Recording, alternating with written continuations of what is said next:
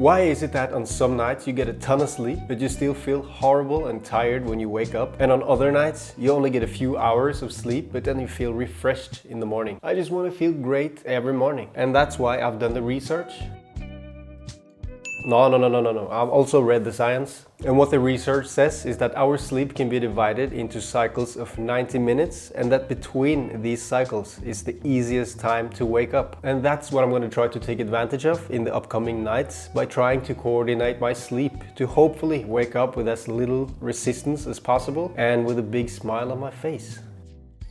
Each 90-minute sleep cycle consists of 4 stages. Stage 1 is the lightest and transitional sleep stage. It lasts around 1 to 5 minutes and we still have tonus in the skeletal muscle. Stage 2 is where we fall into deep sleep. The heart rate and the body temperature drops, and this stage lasts for about 25 minutes in the first 90-minute cycle. And then it expands to consist of about 50% of our total sleep for the entire night. So apparently each of these nightly 90-minute cycles, they change characteristics throughout the night. No 90-minute cycle are the same. Stage number 3 is the deepest stage of sleep, and this is the most difficult stage to wake up at. And if we do wake up in this stage, there's going to be a phase of fogginess, or also called sleep inertia. And I think everyone knows very well how that feels. This is also the stage where the body repairs and regrows tissue. And the last stage is the REM stage, rapid eye movement. And this is what we call the dreaming stage. The skeletal muscles in this stage are atonic, meaning that they're completely relaxed, except of course for the eyes and the diaphragm. And the diaphragm is the muscle that makes our lungs expand. So that's working is super practical so that we don't die every 90 minutes every night. So I'm curious to see if I'm going to be able to time my sleep in order to wake up exactly at that time, and to see if that will make me consistently wake up feeling rested and nested.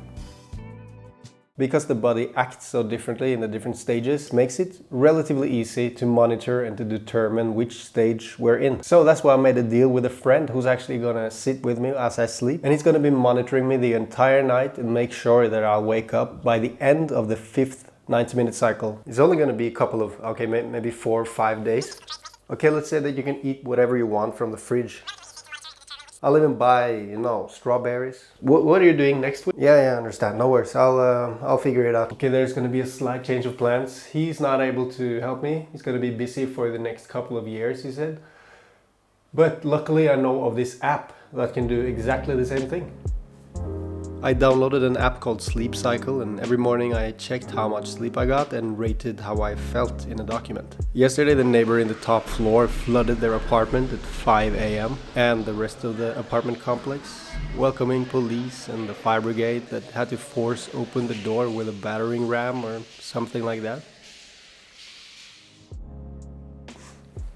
Guys, we might have a little breakthrough. It's been, I think, a week, 10 days, something like that. And this morning, I just woke up and felt awake. And those are pretty far and few between.